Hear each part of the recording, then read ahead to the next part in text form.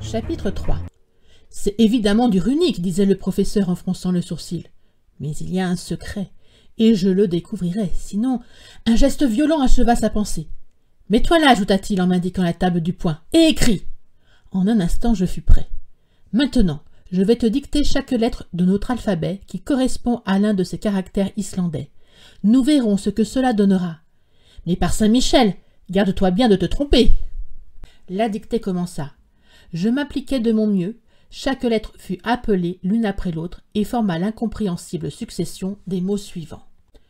M, M, R, N, L, L, S, E, S, R, E, U, E, L, S, E, E, S, E, J, etc., etc. Quand ce travail fut terminé, mon oncle prit vivement la feuille sur laquelle je venais d'écrire et il l'examina longtemps avec attention. « Qu'est-ce que cela veut dire » répétait-il machinalement. Sur l'honneur, je n'aurais pas pu le lui apprendre. D'ailleurs, il ne m'interrogea pas à cet égard et il continua de se parler à lui-même. « C'est ce que nous appelons un cryptogramme, disait-il, dans lequel le sens est caché sous des lettres brouillées à dessein et qui, convenablement disposées, formerait une phrase intelligible. Quand je pense qu'il y a là peut-être l'explication ou l'indication d'une grande découverte. » Pour mon compte, je pensais qu'il n'y avait absolument rien, mais je gardai prudemment mon opinion. Le professeur prit alors le livre et le parchemin et les compara tous les deux. « Ces deux écritures ne sont pas de la même main, dit-il. Le cryptogramme est postérieur au livre et j'en vois tout d'abord une preuve irréfragable.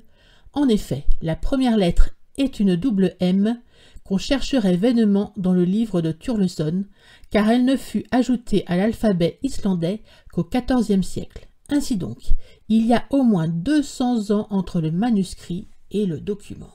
Cela, j'en conviens, me parut assez logique. Je suis donc conduit à penser, reprit mon oncle, que l'un des possesseurs de ce livre aura tracé ces caractères mystérieux. Mais qui diable était ce possesseur? N'aurait-il point mis son nom à quelque endroit de ce manuscrit? Mon oncle releva ses lunettes, prit une forte loupe et passa soigneusement en revue les premières pages du livre.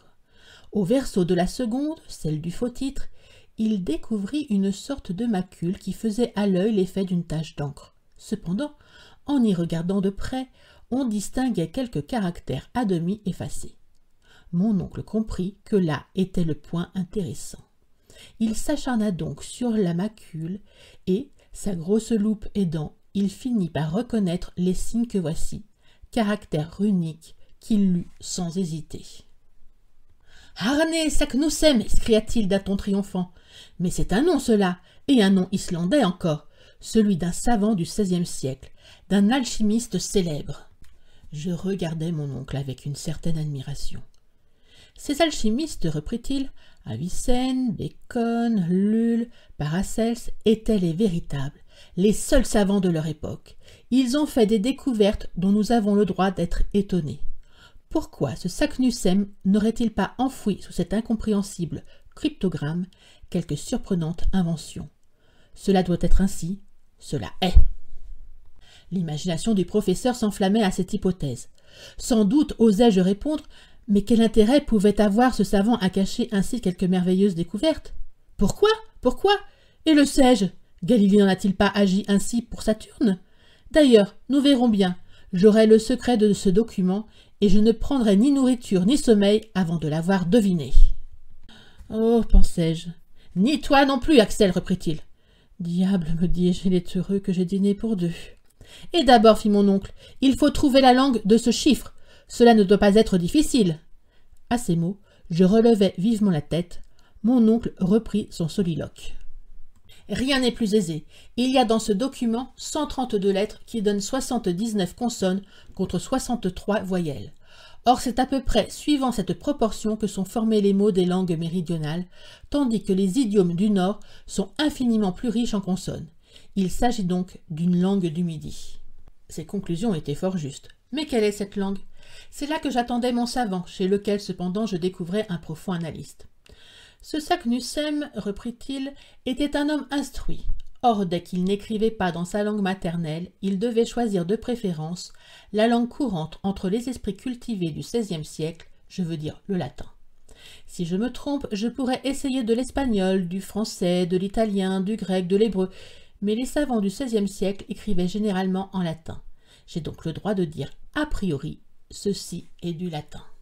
Je sautais sur ma chaise.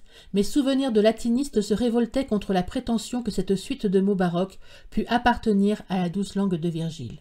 « Oui, du latin, reprit mon oncle, mais du latin brouillé. »« À la bonne heure, pensai-je. Si tu le débrouilles, tu seras fin, mon oncle. »« Examinons bien, dit-il, en reprenant la feuille sur laquelle j'avais écrit.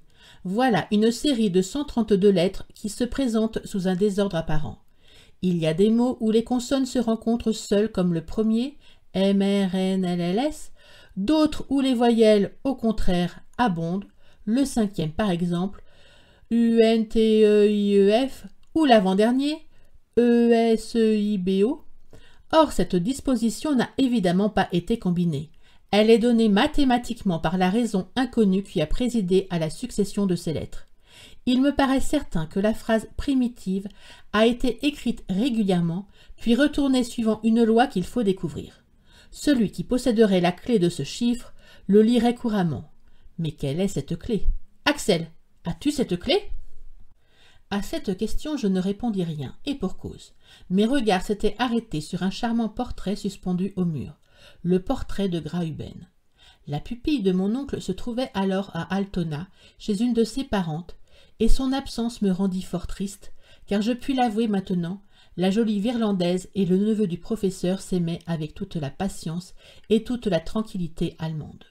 Nous nous étions fiancés à l'insu de mon oncle, trop géologue pour comprendre de pareils sentiments. Graüben était une charmante jeune fille blonde aux yeux bleus, d'un caractère un peu grave, d'un esprit un peu sérieux, mais elle ne m'en aimait pas moins. Pour mon compte, je l'adorais, si toutefois ce verbe existe dans la langue tudesque. L'image de ma petite Virlandaise me rejeta donc en un instant du monde des réalités dans celui des chimères, dans celui des souvenirs. Je revis la fidèle compagne de mes travaux et de mes plaisirs. Elle m'aidait à ranger chaque jour les précieuses pierres de mon oncle, elle les étiquetait avec moi. C'était une très forte minéralogiste que mademoiselle Graüben. Elle aimait approfondir les questions ardues de la science. Que de douces heures nous avions passées à étudier ensemble, et combien j'enviais souvent le sort de ces pierres insensibles qu'elle maniait de ses charmantes mains. Puis, l'instant de la récréation venue, nous sortions tous les deux, nous prenions par les allées touffues de l'Alster, et nous nous rendions de compagnie au vieux moulin goudronné qui fait si bon effet à l'extrémité du lac. Chemin faisant, on causait en se tenant par la main. Je lui racontais des choses dont elle riait de son mieux. On arrivait ainsi jusqu'au bord de l'Elbe, et après avoir dit bonsoir aux cygnes qui nagent parmi les grands nénuphars blancs, nous revenions au quai par la barque à vapeur. Or j'en étais là de mon rêve, quand mon oncle, frappant la table du poing, me ramena violemment à la réalité. « Voyons, dit-il, la première idée qui doit se présenter à l'esprit pour brouiller les lettres d'une phrase, c'est, il me semble, d'écrire les mots verticalement au lieu de les tracer horizontalement. » Tiens, pensai-je, il faut voir ce que cela produit. Axel, jette une phrase quelconque sur ce bout de papier, mais au lieu de disposer les lettres à la suite, les unes des autres, mets-les successivement par colonne verticale, de manière à les grouper en nombre de 5 ou 6. Je compris ce dont il s'agissait, et immédiatement j'écrivis de haut en bas. « Bon, dit le professeur sans avoir lu, maintenant, dispose ces mots sur une ligne horizontale. » J'obéis et obtins la phrase suivante. « Je me donne rien tard. »« Parfait, fit mon oncle en m'arrachant le papier des mains. Voilà qui a déjà la physionomie du vieux document. Les voyelles sont groupées ainsi que les consonnes dans le même désordre. Il y a même des majuscules au milieu des mots, ainsi que des virgules, tout comme dans le parchemin de Saknussemm. Je ne puis m'empêcher de trouver ces remarques fort ingénieuses. Or, reprit mon oncle en s'adressant directement à moi, pour lire la phrase que tu viens d'écrire et que je ne connais pas, il me suffira de prendre successivement la première lettre de chaque mot, puis la seconde, puis la troisième, ainsi de suite. Et mon oncle, à son grand étonnement et surtout au mien, lut. « Je t'aime bien, ma petite Graüben. »« Hein » fit le professeur. « Oui, sans m'en douter, en amoureux maladroit, j'avais tracé cette phrase compromettante. »« Ah, tu aimes Graüben » reprit mon oncle d'un véritable ton de tuteur. « Oui, non, balbutiai-je. »« Ah, tu aimes Graüben » reprit-il machinalement. « Eh bien, appliquons mon procédé au document en question. » Mon oncle, retombé dans son absorbante contemplation, oubliait déjà mes imprudentes paroles. Je dis imprudentes car la tête du savant ne pouvait comprendre les choses du cœur. Mais heureusement, la grande affaire du document l'emporta. Au moment de faire son expérience capitale, les yeux du professeur Lidenbrock lancèrent des éclairs à travers ses lunettes. Ses doigts tremblèrent lorsqu'il reprit le vieux parchemin. Il était sérieusement ému. Enfin, il toussa fortement, et d'une voix grave, appelant successivement la première lettre puis la seconde de chaque mot, il me dicta la série suivante.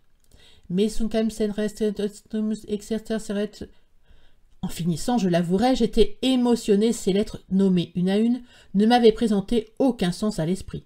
J'attendais donc que le professeur laissât se dérouler pompeusement entre ses lèvres une phrase d'une magnifique latinité.